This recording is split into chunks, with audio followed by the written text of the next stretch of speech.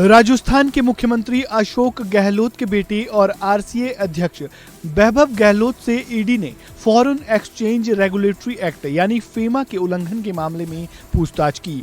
ED की पूछताछ खत्म होने के बाद वैभव खुद मीडिया के सामने आए। आरसीए अध्यक्ष और कांग्रेस नेता ने क्या कुछ कहा, सुनिए।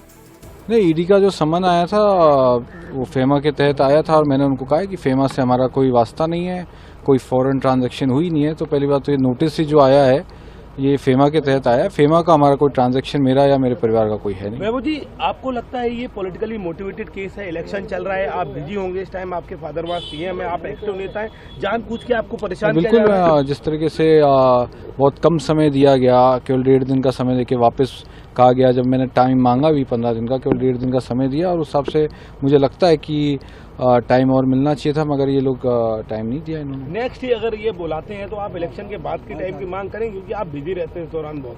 बिल्कुल, हम तो अपनी बात रखेंगे, बाकी लेट्स से भी 1 घंटे बाद वापस बुलाया।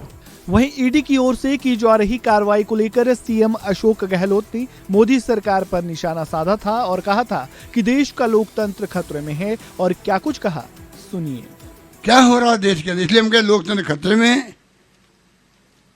संविधान की दर्जा उड़ रही है। आपके इशारे पे ईडी, इनकम टैक्स, सीबीआई नाच रही है।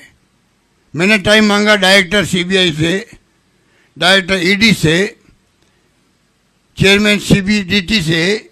मैं आऊँ आपके बारे में, एक नागरिक भी हूँ, मुख्यमंत्री हूँ चुनावा। बताऊँ मैं आपको आपकी स्थिति आज की तारीख में क्या बनी हुई है, क्या रहनी चाहिए। हमें गर्व होगा अगर आप फाइनेंशियल इरेगुलरिटीज को, अनियमितताओं को आप उनको रोक सको, क्राइम करने वालों को सजा दे सको, जेल भेजो उनको। हमें खुशी होगी, हम वेलकम करेंगे आपका। आप पॉलिटिकली हथियार बन गए हो 9 साल से, खाली विपक्षी पार्टियों के नेताओं में जाते हो और नेता जब जाता बीजेपी ज्वाइन करता है तो दूसरा जुड़ जाता, वो वॉशिंग मशीन जुड़ जाता है। पूरा देश देख रहा है क्या हो रहा है। अरे मोदी जी, आपको समझ में नहीं आ रही है, आपकी उल्टी गिनती शुरू हो गई है देश के अंदर। आपको बता दें कि 25 अक्टूबर को ईडी ने foreign exchange regulatory act FEMA के उल्लंघन के मामले में पूछताछ के लिए वैभव गहलोत को समन भेजा था।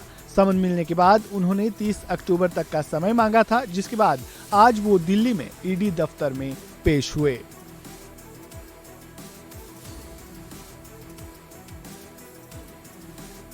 इस खबर में फिलहाल इतना ही। ताजा अपडेट के लिए बने रहें वन इंडिया हिंदी के साथ।